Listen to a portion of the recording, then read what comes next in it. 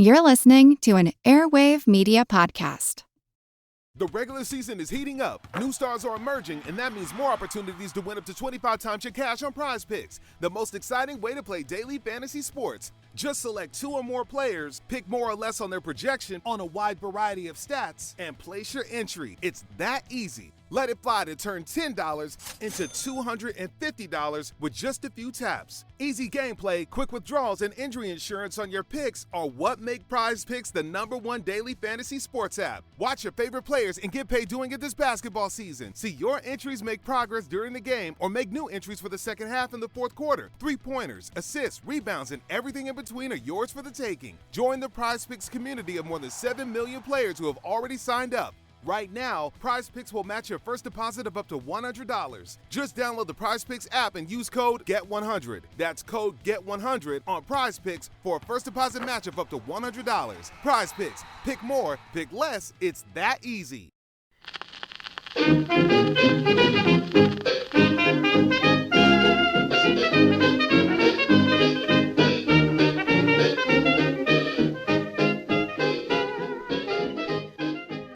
Everybody, and welcome to Who Did What Now, the history podcast that's not your history class, with me, Katie Charlwood, history harlot and reader of books. So this is an episode that has been requested so many times, and so what am I if not considerate? And here we are. But before we get into anything, I want you to stop listening. No, well, continue listening, obviously, but I want you to go and vote for me in the Irish Podcast Awards. So we have one day. If you're listening to this on day of release, we have one day to get the vote in. One day to go and vote for Who Did What Now. All you need is a valid email address. Don't even need to be from Ireland. You just have to be able to vote. Get your mum's email address. It's fine. Everything's cool. It's just fun. And also, I really want to just prove people wrong. And do a really ridiculous historical quote, because I'd love to even come second would be fun. So I'm trying to get everybody, if they haven't voted, just go do it. The link is going to be in the description down below. Okay.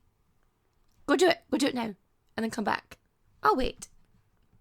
Do do do do do do do do do. Good. You're back. I missed you. And because I'm having issues with talking, my jaw still hasn't properly healed yet. So I have a friend to help me today. Because I am seriously struggling with talking. I can hear myself lisping just because my mouth won't do what I want it to do. And I'm in so much pain. So much pain. But I will not stop. I will not stop doing this because, one, I absolutely love it. And two, sometimes you just need a helping hand from your friend who is, I don't know, part squid, I guess. Recording in progress. Got it. Okay. I discovered that your brain is actually wired not to be okay with hearing yourself on purpose because it's your brain's way of saying that you potentially have brain damage. I learned that. That's a fact. That's why so many people struggle to cope whenever they hear their voices back and they're like, no, I'm not okay. I learned that. That's a fact. That's a fact. That's how I'm going to just introduce more things in my life. Just like, that was me. I did that. And that's a fact. And they'll be like, well, you're clearly a man-child. So. Okay. So let's get into this. Every time, theme music. Don't know why. It's not even the right theme music, but here we are. I'm doing a shuffle in my seat. So I was dancing to it, whatever it may have been. Whatever I invented, we're just going with the flow. We'll dub it in later. It's fine. It's fine. We'll make it seem like it was meant to be like this. It's so catchy. I love it. Mm-hmm. Reminds me of all the classics. Of all the classics, I hum in the shower. Before I cry. You mean before, after, and during? Just... And then I whistle into the beer bottle because that's empty by that point. I don't drink beer. I mean, you could take a wine bottle into the shower, but by the time you get to the bottom of that, you may not be able to find your way out of the bath again.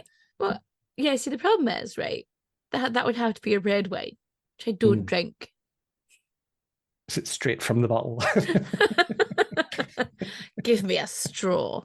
A twirly one so I can have some whimsy. People are saying, just let the red wine earn. I'm like, listen, if the steam can help, I'm bringing it in. I'm sure it'd be fine. Da, da, da, da, da, da. That'll be the theme tune. It's just the sound of wine being splashed around the bottle. 22 bottles of beer on the floor. Only one bottle of wine in my shower. Only one bottle of wine. I take it down and can't get up. Only one bottle of wine in the shower. Who did what now? Brought you what now? by Katie. Prick. You absolute prick. You need a heavy bass at the end.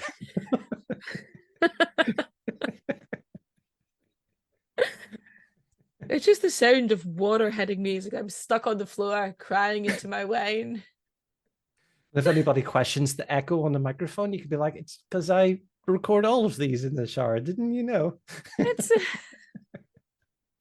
that is someone's very specific fetish. Like, shower podcasts. Well, that and bringing in the electric stuff into the shower probably isn't the best of ideas. I feel like maybe not. Because I have to unplug my toaster for a start. Shower toast. It goes so well with shower wine. It pairs beautifully. Yeah. Is it like the worst part is it's just soggy. But you use the source stuff as butter, and it goes so well. I don't know whose idea it was to make that mint eucalyptus like source shower gel. The stuff that makes me regret very quickly having any orifices whatsoever.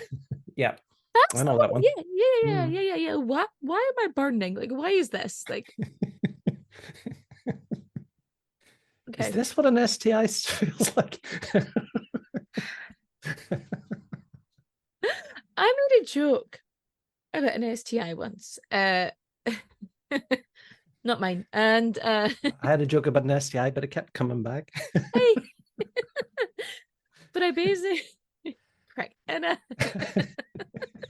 so basically I was I think it was like that's not my fault. The only qualification you ever got was a GCS, was 2 GCSEs and an STI. And somebody was like, that's like so detrimental to people who have STIs. And I was like, what?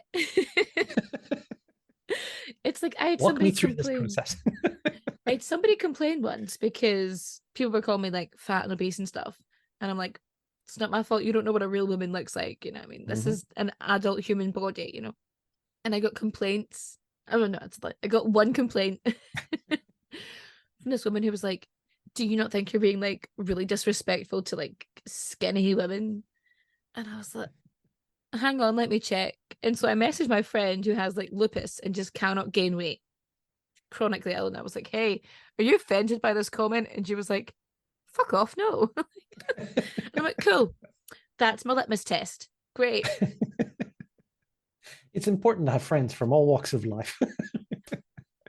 For some strange reason, I keep sharting in Vietnam.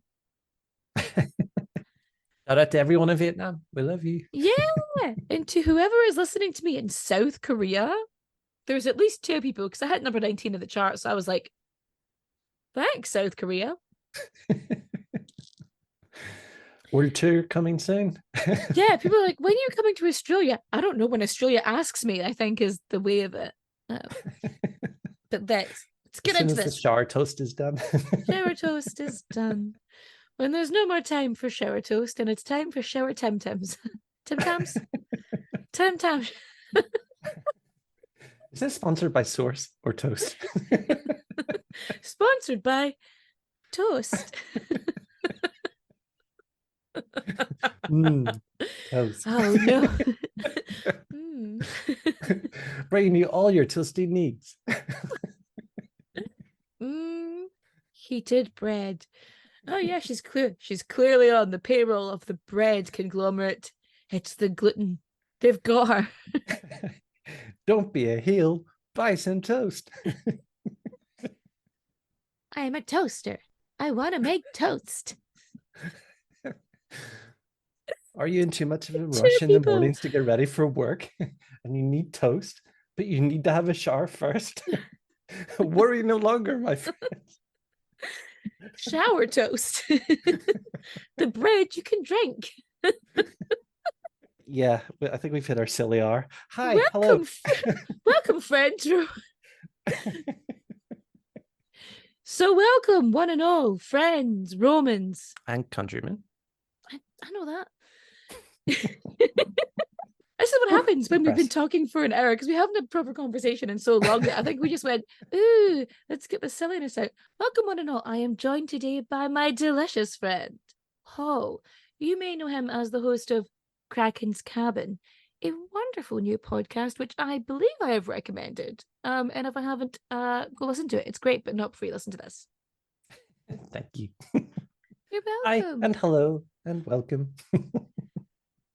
So Paul is known as Kraken or Great Kraken, I believe. Yeah, great cracking on pretty much everything. I tend to just throw it out there and be like, yeah, I'll use this. This is fine. I do like the fact, though, that Kraken was like not enough for you. You can't be like this monstrous sea creature. You have to be great Kraken. Mhm. Like, Yep. yeah, there's the Kraken, and then there's me. It's just like the Kraken, but elevated. I I've did my elevated. research because great is actually used as a prefix for squid. So it's like squid and then colossal squid and then great squid and then it's potentially Kraken. Mhm. So I just went with the next one. So you're just like, and bigger. Yes. I tried greatest Kraken, but that felt egotistical. So that one. Plus, puns. Puns. Anyone in Ireland will know. It's great crack. Off. And How so it many begins. puns? I'm going to hear that a lot. Slowly unraveling my brain. But yeah, so today's episode is a little bit different because I am telling my great friend Paul here about the life of the nun. No, not the nun and only, the one and only Edgar Allan Poe. He definitely was not a nun. Definitely I did my not a research nun. a little bit. I don't remember the nunnery. Get thee to a nunnery. I mean, I guess is it creepy there? Are there ravens? Is Berenice there? There would be a lot of black. But anyway, I know what you're thinking. You're thinking, quit your jabber jabber. In fact, I will. But first, we've got to get our source on. Our sources are Poe, A Life Cut Short by Peter Ackroyd, The Lovecraftian Poe, Essays on Influence, Reception, Interpretation and Transformation by S.T. Joshi, The House of Poe by Richard Wilbur, Poe by James M. Hutchison,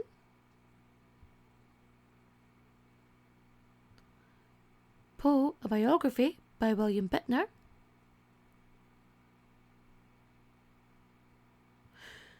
The Reasons for Darkness of the Night, Edgar Allan Poe and the Forging of American Science by John Tresh,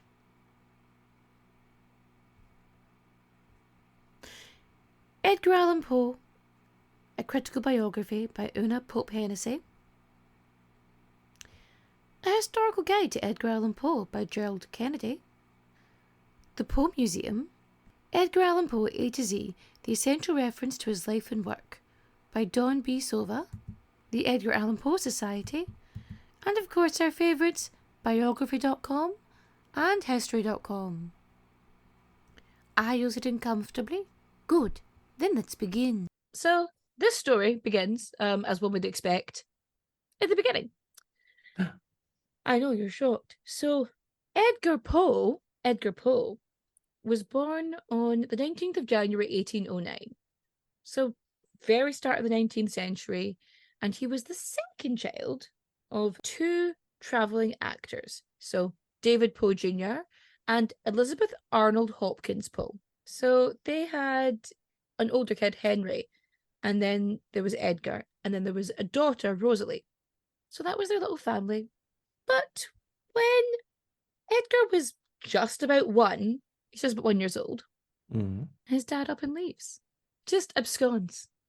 Oh. So she must For have any either been... personal reason, or because a I lot of people at don't... that time would have kind of up sticks for a new marriage or new Because he already career.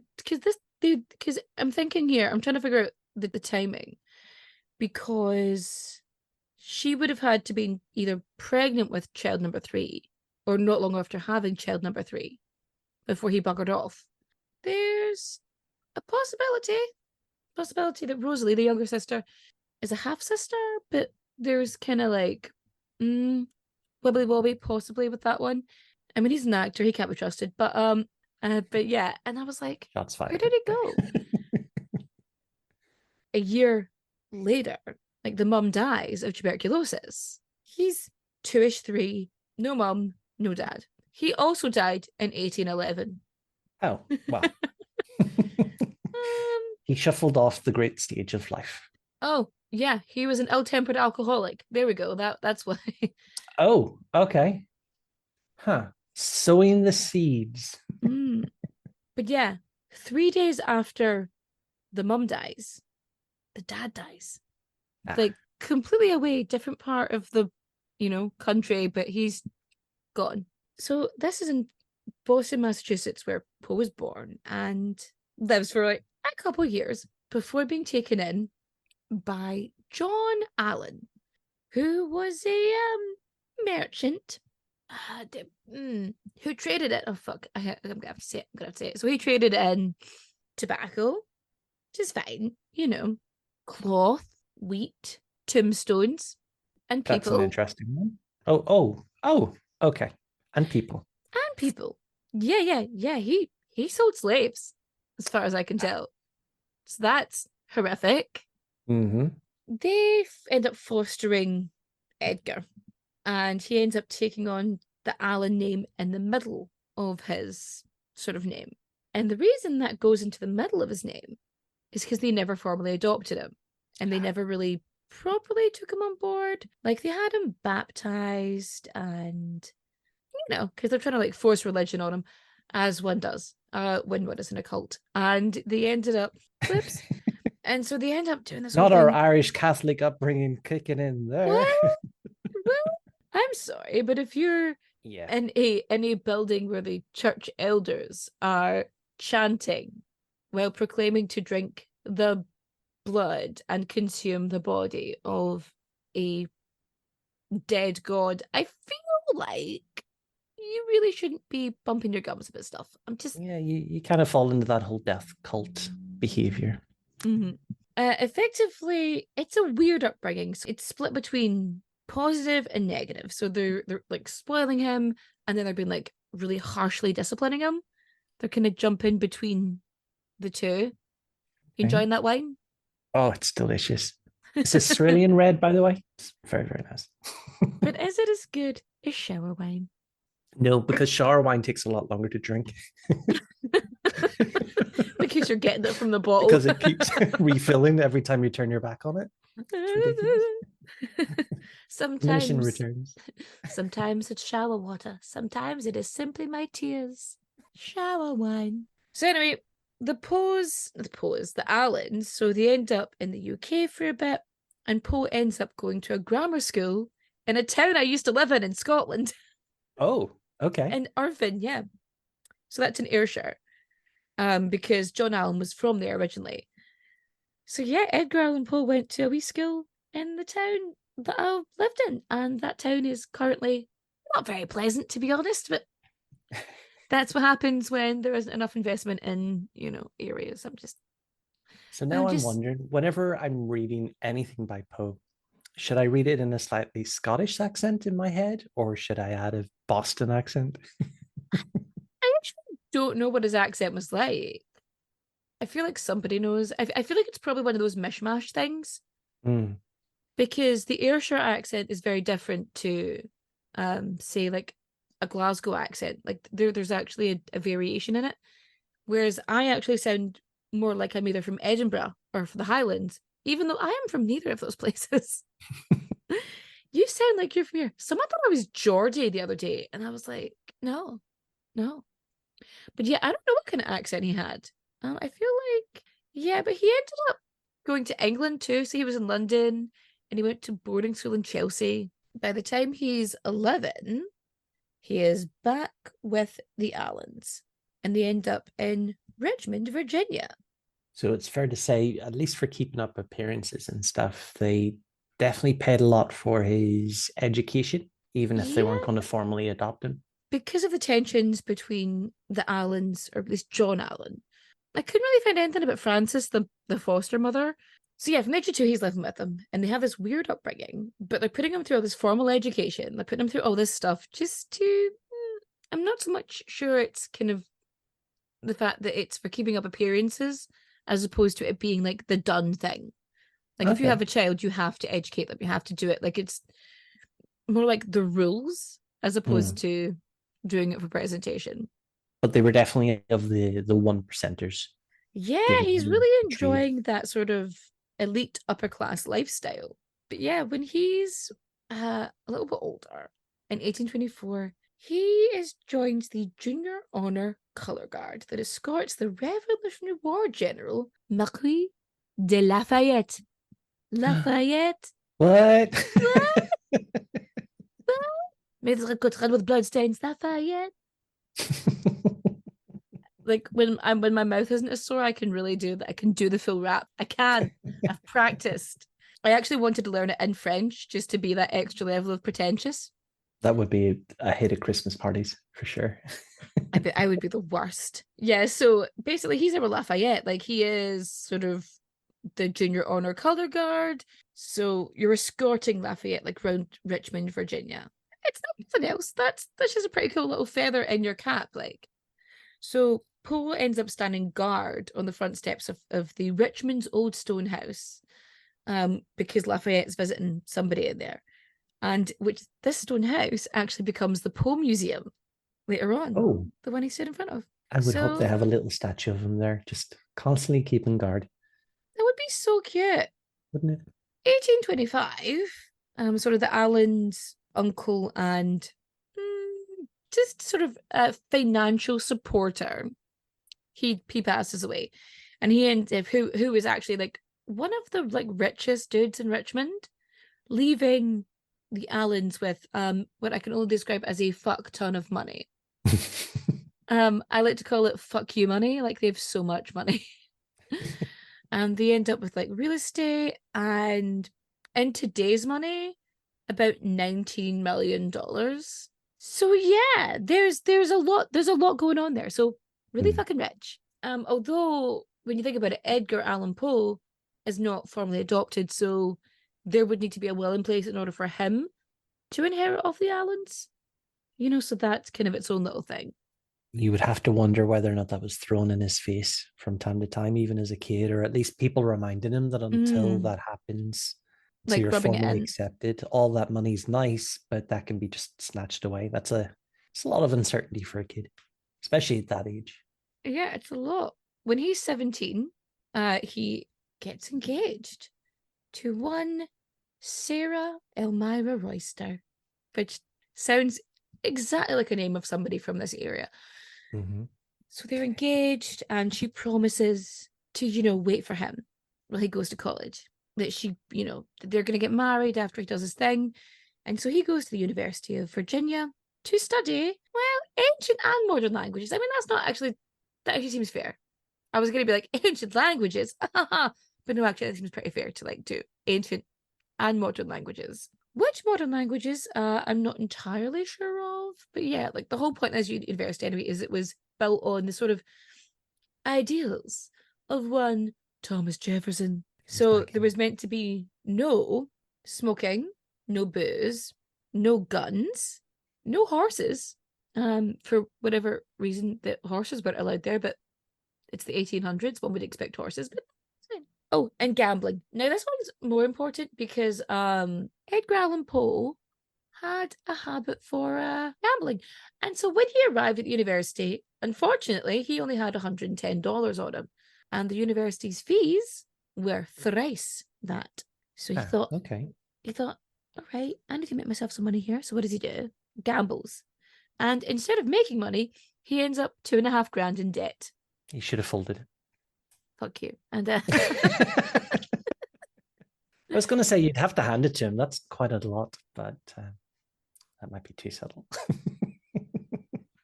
He wasn't flush with success. I can keep going. I know. I saw. This is so anyway. The university has its own sort of self-governing systems. People kind of take matters into their own hands. Like they arrange their own boarding. They sort of report, people for doing the shit they shouldn't. And eventually, Edgar Allan Poe, he's not doing so well because he loses touch with Elmira and his foster father because he doesn't really have enough finances, because Alan is not providing him the money he needs to go, clearly, otherwise he would have gone. And he basically has to leave. Once he comes back to Richmond after being there for a year, he comes back to discover that Elmira is married. Shame. So basically what happened is Elmira's dad sort of was reading her letters. He was intercepting them and saw that Poe basically wasn't doing well. He was gambling away all his money and he was basically broke as shit and wasn't completing university, and went, no, that's not good. So if he had access to the fuck you money, as we put it, it probably would have been okay, but I'm sure that didn't put him in good stead either, because if he had the equivalent to fuck you money, it would have been a case of, you know what, he's lost a little bit, I'm sure he'll get it back, or at least this is just what rich men do when they have no time or patience for anything.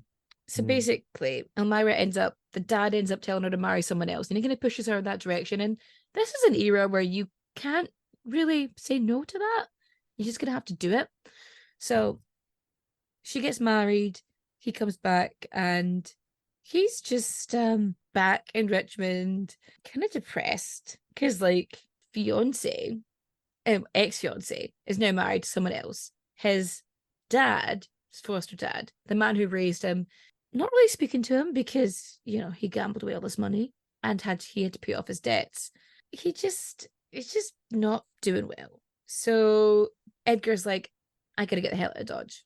And what does he do? I can't call him Edgar like he's my pal. I'm like, my pal Edgar. He ends up traveling to Boston. He doesn't stay that long really. But while he's there, he publishes his first book of poetry, Tamerlane and Other Poems. And this is under a pseudonym, the Bostonian. Oh, enigmatic. Ooh, the Bostonian. I wonder if he's from Boston. Who knows, Mildred? Who knows? So when he's 18, he does what all men struggling with their finances do. Joins the army. Yep. Legitimate course. So he does really well in the army, actually. He's doing surprisingly well. Rises to the rank of sergeant major in 2 years. And then he goes to West Point, where he does well, academically, but again, doesn't have access to the fuck you money. So he has financial issues. See, here's the thing. Poe ends up court-martialed for extreme dereliction of duty. Being a part of a royal family might seem enticing, but more often than not, it comes at the expense of everything else, like your freedom, your privacy, and sometimes even your head. Wondery's new podcast, Even the Royals, pulls back the curtain on royal families, past and present, from all over the world, to show you the darker side of what it means to be royalty. From icons like Grace Kelly, Oscar-winning actress turned Princess of Monaco, who the world saw as the ultimate good girl. She mastered playing a happy wife and mother, but beneath it all, she was desperately lonely. Grace spent her whole life working towards perfection, and it ultimately cost her her happiness. Or King Ludwig II from Bavaria. He was only 18 when his father died, leaving the crown to him and a duty to rule that he never wanted. He refused to lead, and used the funds from the royal treasury to further his extreme love of opera. But this choice eventually cost him the crown and his life. Follow Even the Royals on the Wondery app, or wherever you get your podcasts. You can binge Even the Royals ad-free right now on Wondery Plus. Fargo, the new virtual assistant from Wells Fargo, makes banking faster and easier. Like this. Fargo, what's my checking account routing number? And this. Fargo, turn off my debit card. And this. Fargo, what did I spend on groceries last month? And that's just the beginning. Do you, Fargo? You can in the Wells Fargo mobile app. Learn more at wellsfargo.com/getfargo. Terms and conditions apply. Your mobile carrier's availability and message and data rates may apply. Wells Fargo Bank, N.A., member FDIC. He absolutely self-sabotages at that point. I feel like it's a very strange sort of situation. Would it have been from just the alcohol and gambling? Here's the thing about the alcohol, right? So they talk about how Edgar Allan Poe was a big drinker. And it's not that he's a big drinker, because he could only really handle, like, he would have what is known as his customary glass of wine. He would have one glass of wine and that would be him. He couldn't really handle alcohol, so he never actually drank that much. He would literally drink, like, one glass. The reason he ends up being court-martialed is because he makes it happen. So he intentionally gets court-martialed. He gets tried for gross neglect of duty, disobedience of orders, refusing to attend formations, classes, in church. He ends up pleading not guilty in order to force them to dismiss him because he'd be found guilty. Sort of between starting West Point and getting court-martialed, Frances Allen, she passes away. So his foster mum, she dies. And Allen, within a year, marries his second wife, Louisa Patterson. Moved on right and quick. Okay. Yeah, but as it turned out as well, Alan was just spreading a sausage all over Richmond. Like, he had a bunch of, like, illegitimate kids. Edgar Allan Poe just really wasn't about it, and so he was just very angry with his foster dad about this. Generally, it's this that kind of sort of ended their relationship effectively. He ends up leaving for New York in 1831 and releases a third volume of poems. Can you guess what he titled the book of poems? More Poetry by a Bostonian. Poems. He just named it Poems. You see, I love the fact that it's poems, because if he was really good with the wordplay, put a little hyphen between Poe and M and just turn it into a joke. But he clearly missed a trick there. It's like he because, like, I think Edgar Allan Poe, he's writing under, like, these variation of names. So he's like the Bostonian, Henry something was another one. And he's just kind of, instead of using his own name, which, as we know, is a cool as fuck name. I don't know what anybody's talking about. It's a great name. Actually have one of his poems here from around that time called A Dream Within a Dream, or at least a part of it anyway. Okay, go on. So it goes, take this kiss upon the brow, and in parting from you now, thus much let me avow. You're not wrong, who deem that my days have been a dream. Yet if hope have flown away in a night or in a day, in a vision or in none, or is it therefore the less gone? Or is it that we see or seem is but a dream within a dream? So kind of sweet, but it's got a lot of the typical stuff that you would recognize in poetry as kind of... Wish? I mean, if you're crushing in your early 20s, you're not going to write the best poetry. You're so close to breaking Katie right now, you don't even realize.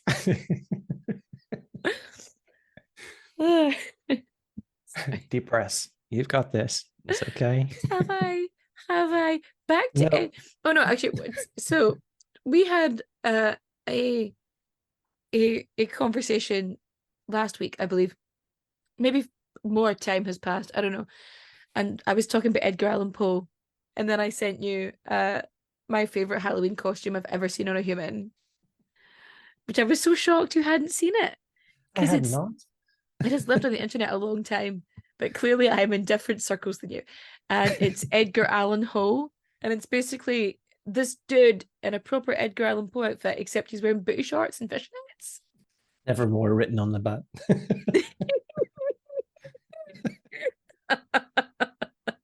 Always less, but never more.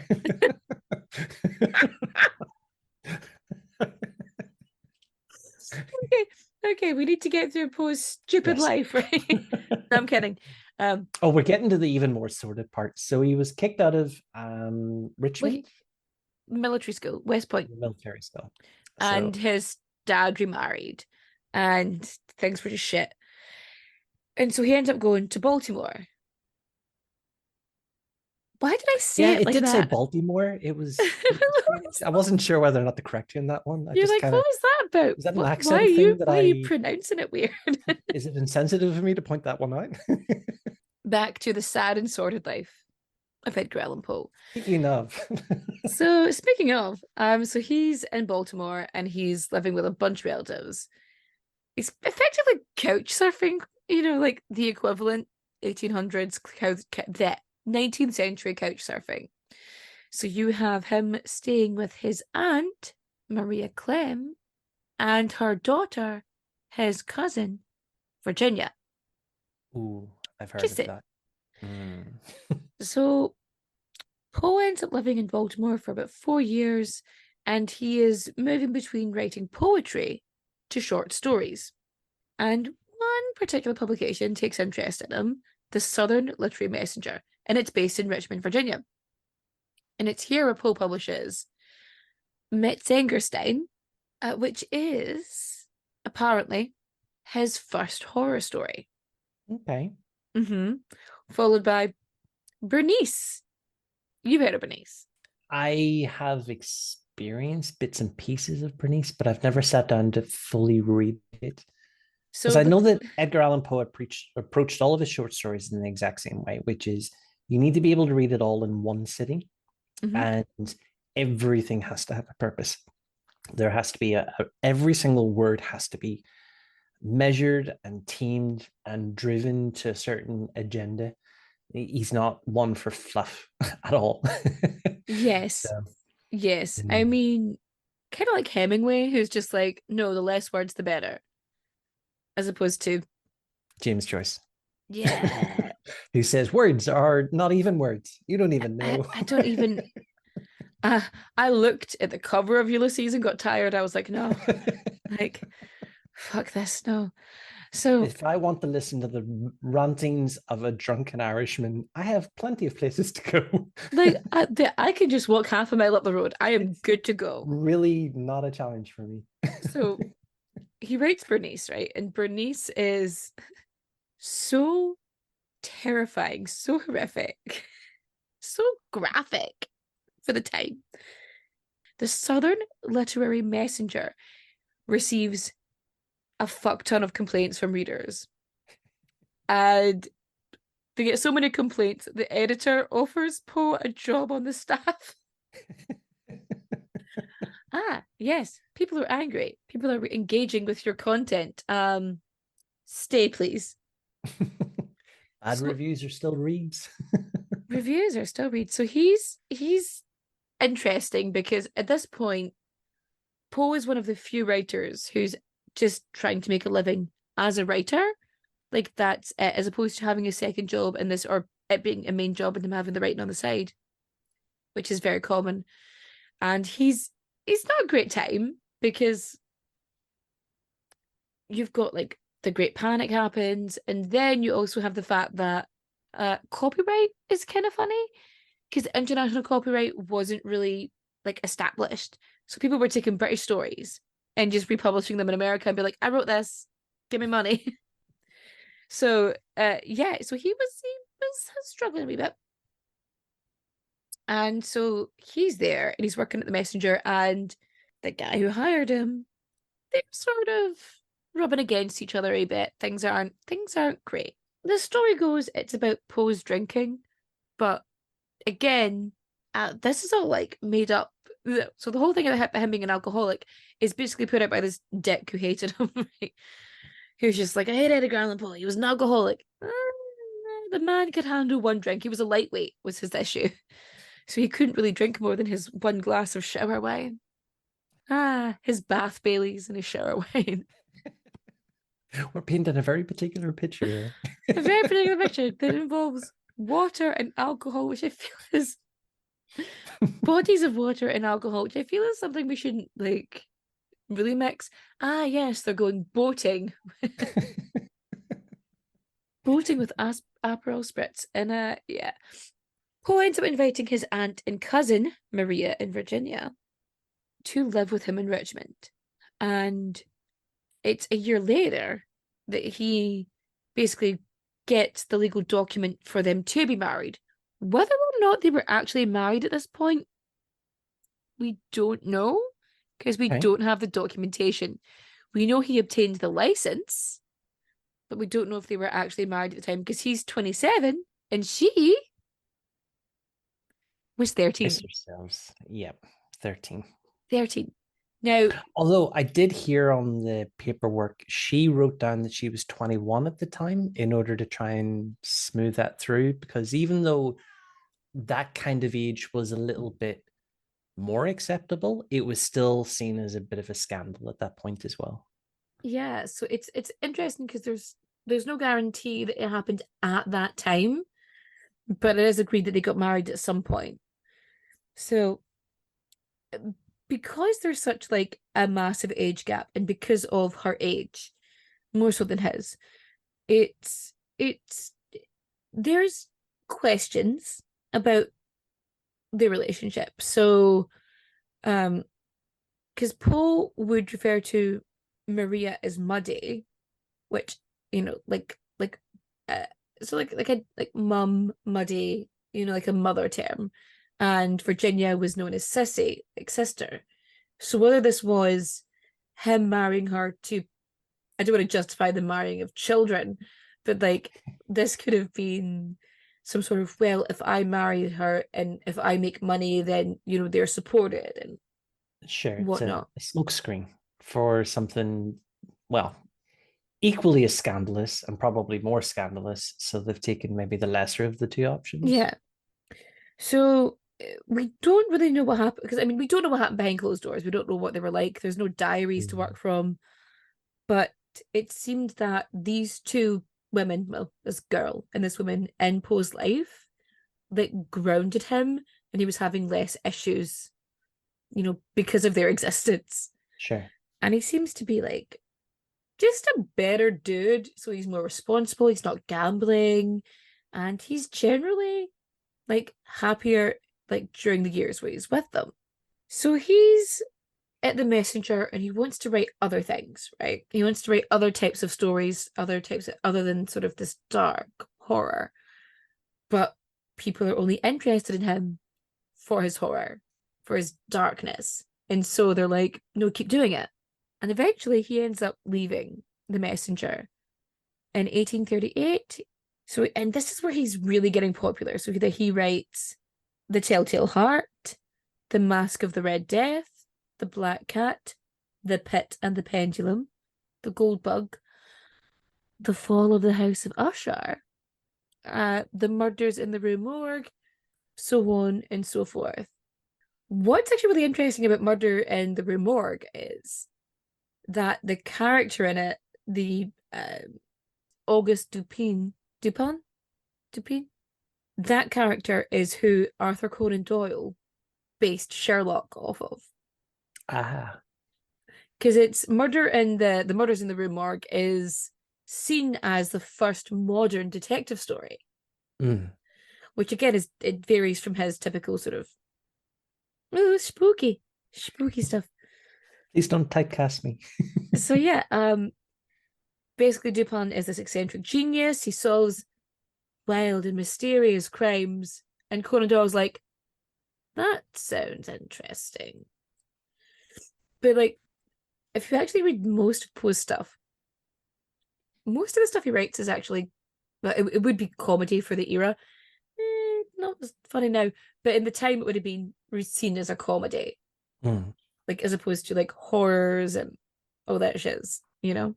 A parody in a lot of ways. There would have been a lot of references to modern characters, and it would have been easy to see modern people being referenced in the stories, and their names are being protected, change or protect the innocent. Yes. And he does all this stuff. He's writing horror, he's writing detective stuff, he's writing comedy, he's writing science fiction.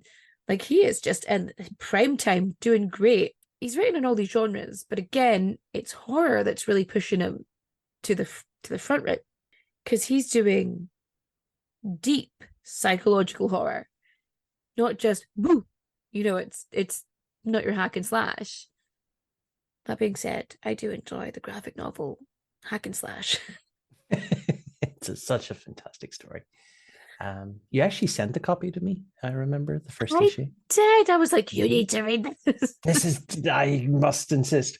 But with a lot of Poe stuff, just from growing up and reading those stories as a kid, it was different from the typical kind of horror stuff that I was even used to at that time, because it was a lot more psychological, and it dealt a lot with the idea of death and resurrection and returning from the grave and messages from beyond, and this kind of cycle that the end isn't really the end, which horror at that time didn't really deal with, but he started to bring it in, and you can see those ripples in other horror stories further down the line. And I do think that he even had influences in the likes of Lovecraft and even right down to today with Stephen King's work and Anne Rice's stuff.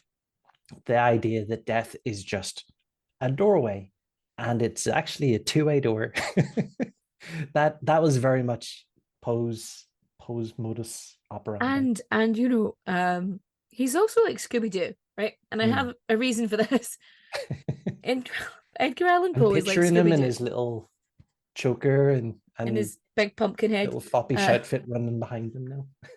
So like, because the real monster, the real evil, is people, not the ghosts and ghouls. So it's like the capacity of evil, like within a person. Like that was his whole like thing, and he was one of like the first people to really sort of delve into that. And then, of course, we have Poe's most famous piece of work, published in 1845, The Raven. A particular favorite. Yeah, I have so much. It was actually one of the episodes, it was one of the first episodes that I wanted to share, because it's so iconic to horror in general, and it's something I even as a child, again, it wasn't something I knew until the Simpsons episode. Do you remember the Simpsons? I remember that, the Treehouse of Horror.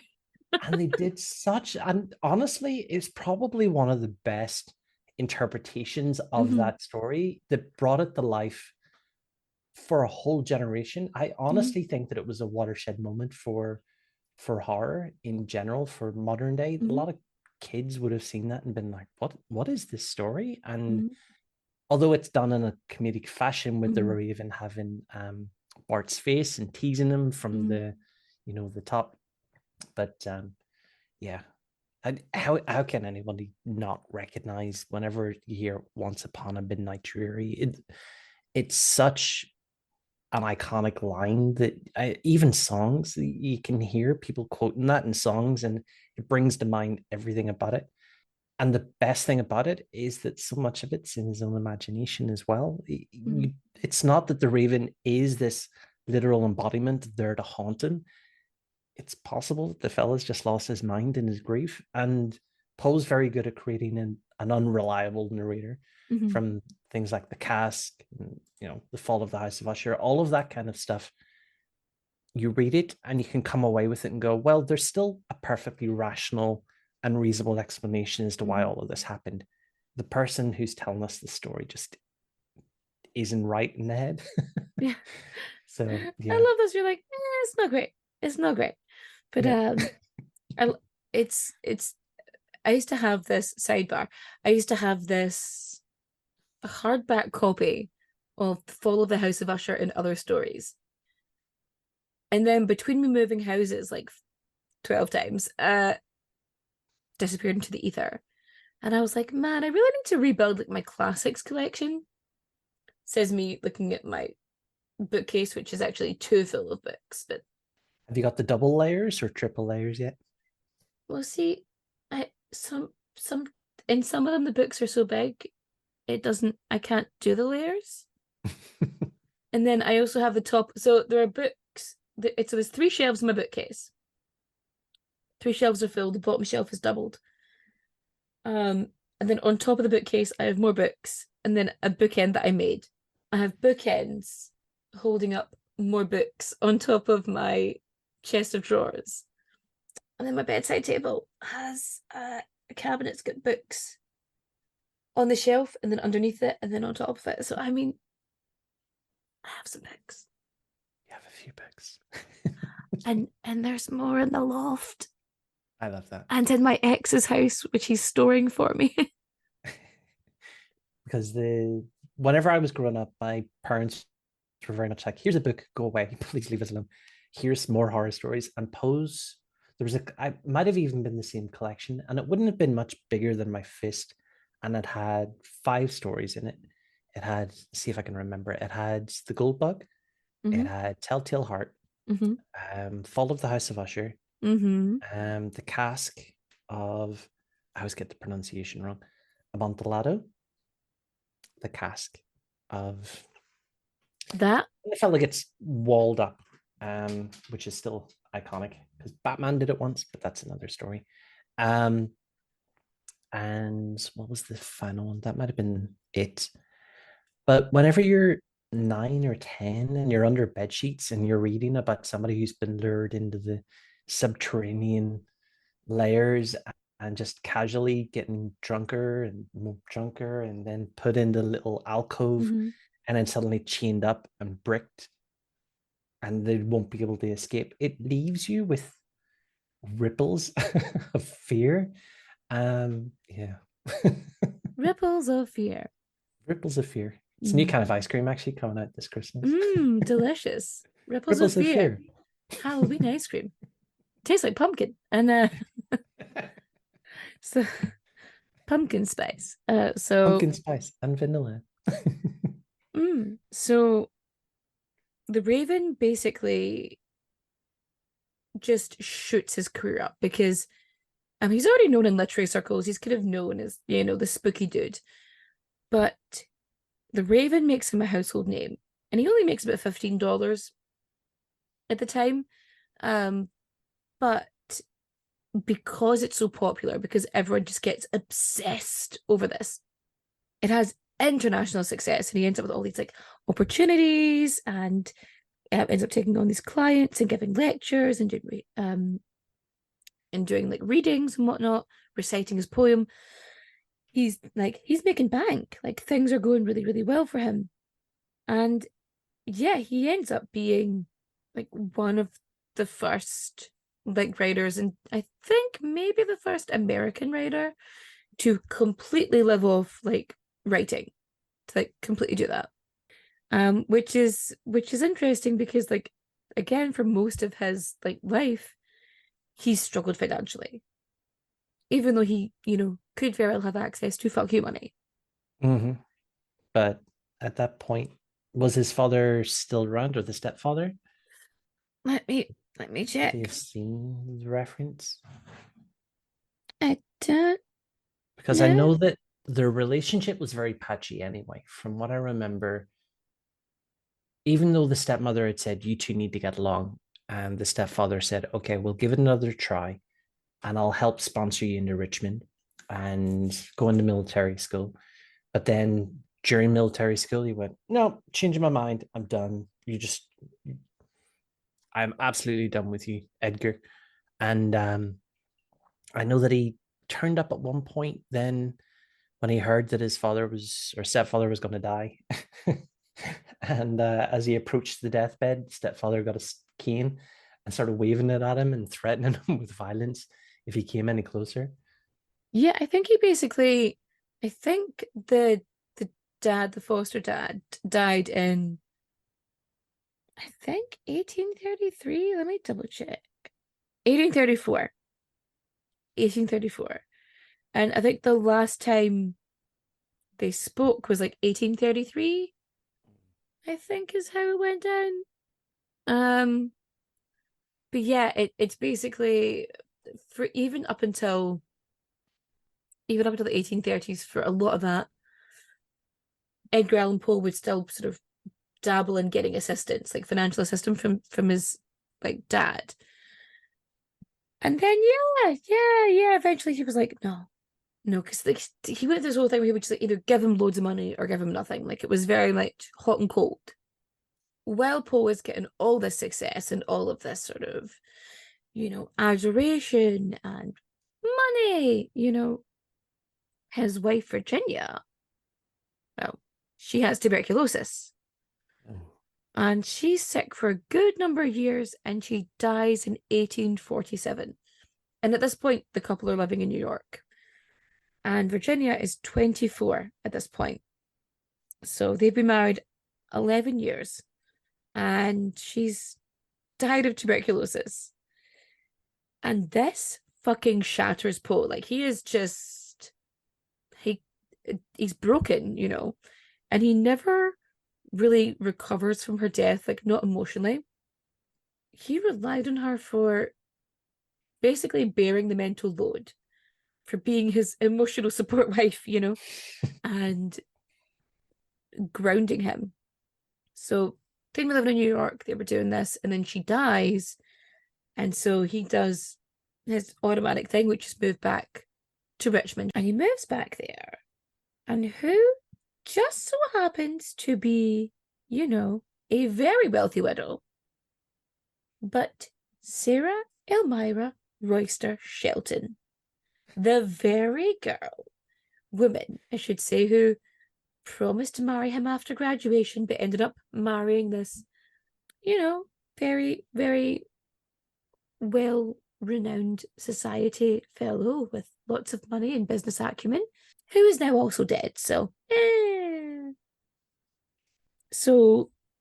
her kids, who are now adults, they freak out because they get engaged and they're like, fuck this for Game of Soldiers, what is this? No, don't do this. And they're engaged, and Poe, he is like determined he's going to move back to Richmond. Okay, so he's going back to New York to bring Maria, his mother-in-law, his auntie, back to Richmond with him. So he's going to take care of her. And he also had to go see a client in Philadelphia. And Poe's last day in Richmond was September 26, 1849. And he's not doing great, like, medically. He's just getting over cholera, because of course he is.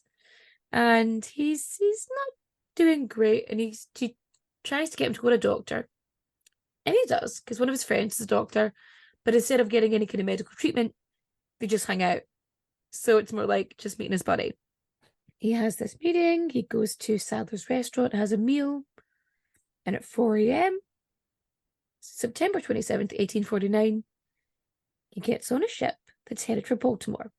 Between this and October 3rd, there is no information. We don't know where he was, what he was doing, none of that. So yeah, he was supposed to be going to Philadelphia to edit a poetry collection. He basically has an itinerary. He's going to go to Philadelphia. He's going to do this job. He's going to go to New York. He's going to get Maria. He's going to bring her back to Richmond. But then nobody sees him for a full bloody week. And then on October 3rd, he is found in the gutter, right? So he's lying there by gunners, and he is wearing someone else's clothes. They were cheap. He didn't wear cheap clothes. He wore expensive clothes, but they lasted him. So he's wearing cheap clothes. They don't fit him, and they are completely different to what he normally wears. And he's in this, he's sort of disheveled, he's disorientated, and it's almost as if he's in disguise. Like, he's dressed in someone else's clothes in the gutter, like. And he's discovered, and they take him to this hospital ward. But this particular hospital ward is usually where they take people who are hammered. So it's like the drunk tank, right? And the only doctor who sees him is like, why is he here? He's clearly not drunk.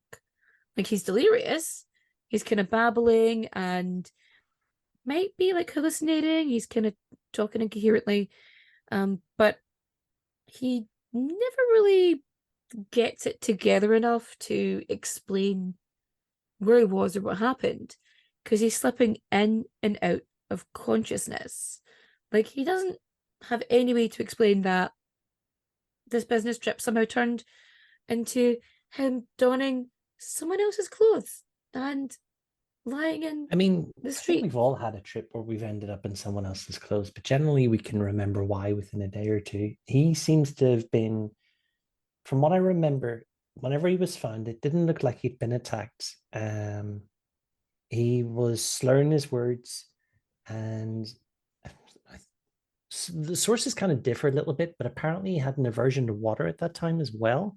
Mhm. So there's a lot of different theories as to what had happened to him. And I just remember that it became almost a mystery of his own writing. It would have been something from his own novels, the way that he'd been found and the whole situation that he was discovered in would have been something perfect for his stories. Yeah, so his official cause of death ends up being phrenitis.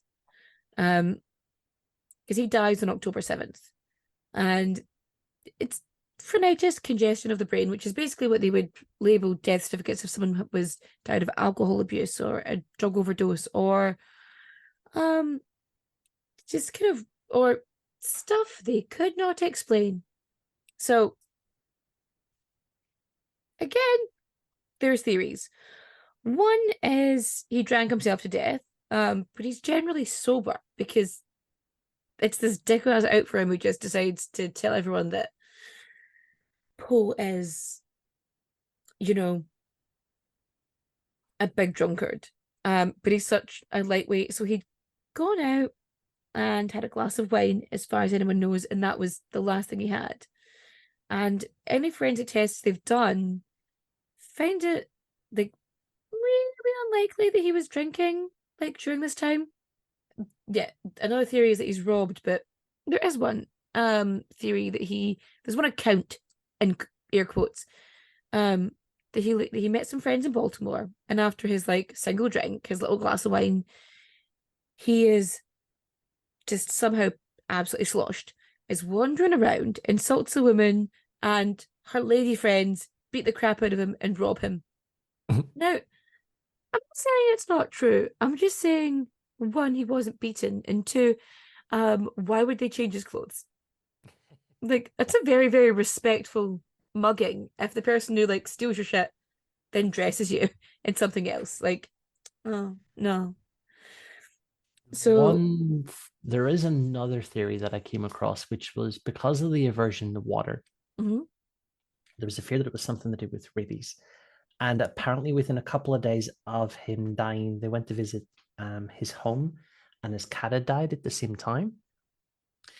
So they believe that it's entirely possible that his cat had contracted rabies and infected him before he went on his trip. This is my favorite one. This is my favorite one. Okay, so here's the thing. So quickly, elections, then we'll get to rabies, because rabies is my favorite, and it's the one that I think is correct. So basically, they think it could have been Cooping. The reason his clothes were changed was that in order to get an official election, because there was an election going on at this time, is they would take someone, they would get them drunk, and they would make them go to polling stations in different clothes so they could vote and revote and revote. And he's a lightweight, so that would explain why his clothes were changed. So that's that theory. And it reminds me of that Simpsons episode where Homer wants the free samples and he keeps walking away and coming back in different clothing in order to get another free sausage at the supermarket. Yes. Like, hello. No, you've never met me before. So they were doing that with voting. That was quite prolific at the time. And I think that they checked the records and there was voting happening at that time. And it had to clearly have been a problem because they had to introduce laws in order to say that this is a problem. And they'd published articles to say that anybody who was caught doing this would be going to jail. Mm-hmm. And there was an election at the time. So it's definitely one of the theories that hold a little bit of water. Excuse me. So, yes. So basically, this doctor started not that long ago, like maybe a decade ago, started sharing around this information about this patient and their symptoms and what he thought it was. And so people are looking at it going, well, it's not this, it's not this, not this. It actually seems to have, this patient seems to have died of a mysterious disease, which has all of the hallmarks of rabies. So he has the patient, as they said, had viral encephalitis, which is rabies, which attacks the brain and the central nervous system. And so there's fluctuations in pulse, there's perspiration, delirium, coma, and confusion. You get a little bit better and then you relapse. And the clinical sort of course between, infection and death is 4 days over the course of this. So only twice in recorded history has anyone survived rabies. And the ones who did weren't the same as they were before. Like, that's why you get a rabies shot. Because once this encephalitis takes effect, you're a goner. It's rabies means brain damage, effectively, no matter what happens. And now time for ads. No, so basically what happens is, have you had your shower wine today yet? Have you had your shower wine today? Remember, a cup a day keeps the hair monster away. I don't know. I'm trying to find a way to link it with doctors, but Apple kind of cornered that market. Yeah. Hey, bastard.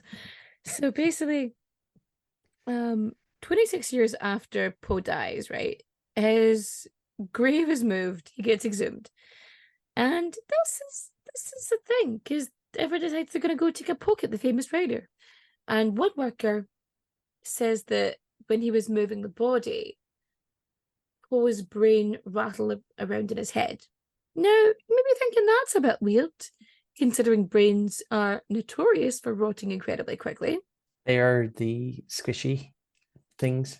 So, yeah. Yeah, so... Not known for rattling. A doctor did say that there were lesions on Poe's brain, which is one of the reasons why he was such a lightweight. So there's every possibility he had some kind of brain tumor. But, yeah. You know how that one doctor we were talking about earlier, who was, like, the only witness to Poe's, like, deathing? The Deathening? The Deathening, right. Should be the name of another one of his books. But, yes. So Dr. John Moran, right? Or Moran. It depends whether he's using the Irish pronunciation or not. But anyway, so he keeps changing his story. So, like, at one point he's saying that, Poe never, was never conscious. He never regained consciousness. And others, he's like, oh, he was reciting poetry. And then he also said that Poe was mentioning Reynolds. Now, he was actually forbidding other visitors from coming in to see Edgar Allan Poe because of his excitable state. Now, I'm not saying that he murdered him. I'm just saying he just kind of wanted people off. Maybe it was a kind of a respect thing. He didn't want people to see him like that. Or whether he thought he was genuinely protecting him. Or maybe he just didn't want people, like, crowding around and making a mess in his hospital, like, weird fans, right? When Moran, the doctor, is telling, like, the story, he's talking about Reynolds, that Poe is repeatedly calling for a person named Reynolds, and nobody else in the world has a fucking clue who this Reynolds person is. I mean, the best guess is Jeremiah Reynolds, who was an explorer who inspired, like, one of Poe's characters in his things, but, like, or Henry Reynolds, who was a judge at the time, in the area where the elections were happening. But was he actually saying Reynolds? Was his speech slurred? Or was this doctor just making shit up? Because clearly he can't tell, a linear story. What would be really helpful in the situation, what would be particularly helpful in the situation would be, I don't know, a death certificate, an autopsy perhaps, anything. There are no records. Nothing survived. Like, no autopsy was ever performed on, the famous writer who died in a mysterious death. Nobody thought might want to check that. But yeah, it's a bit of a weird one. Yeah, from what I remember, I think the most common cause of death at that time was arsenic poisoning. So if you had something in for somebody, you were more likely to just poison their food or drink because it was very hard to trace. And the autopsies weren't great at that time for being able to evidence it. So if anyone had any kind of malicious intent, that would generally have been the method to go about it if it was pre-planned. Yeah, and then Poe had tried to end his life like a year previous by overdosing on laudanum. But like, Can we just point out how emo and gothic it is to try and overdose on laudanum, though? I know it's like, like, all right, just go, It's man. yeah, it screams the Mary Shelley, Lord Byron drama, just screaming drama on a Drama, yeah, drama. drama. But like, it's so weird though because he has this big head, right? So I keep thinking about the fact that he's a head like a fucking pumpkin, right? So what if there's something in that? Like, what if he just kind of had weird brain stuff going on? Although I'm still convinced it's rabies because everything adds up to rabies. Yeah, From I feel like rabies with the cat and the water aversion, because water aversion is a very particular kind of symptom. Mhm. And it would have been at a time when they wouldn't have put much stock into what it was. They Mhm. wouldn't have immediately connected that with rabies, but we can see in hindsight Mhm. that is a very clear and unique symptom of something to do with rabies. The timescales are a little bit tricky. You mentioned 4 days is the typical kind of timescales, but he'd been missing for a week. So had he maybe staved it off in some way, or did it take longer to show? Maybe it was something that actually happened while he was away and that it's not connected to the cat, but he still managed to pick up rabies. Yeah, so 4 days is sort of the average time. But like he was traveling and he was going by his boat. You know, I mean, this is the 1800s. Things are not fast, you know. No. It's still a relatively slow travel situation. So, like, there's no record of him getting off the boat. You know what I mean? We just know he went on it because of other people. So people might not have necessarily recognized him by face, you know, at the time. So he could have been anywhere. He could have just been traveling and seeing what happened, you know? Potentially. Yeah. Potentially. Potentially. A raven poisoned him in retaliation for besmirching his good name. For the slander that it caused Mm. from although I did read somewhere that the raven at one point stage would potentially have been called the parrot because he wanted a bird of some sort to be talking. It is possible that that might have been part of his comedy routine. Yeah. But the idea of calling it the parrot and having a parrot come in through the window completely changes Yeah. the aesthetic. Yeah, because like ravens talk. It's fucking creepy. Creepy as hell. There are some Anytime I've seen birds. any of the videos, it just no.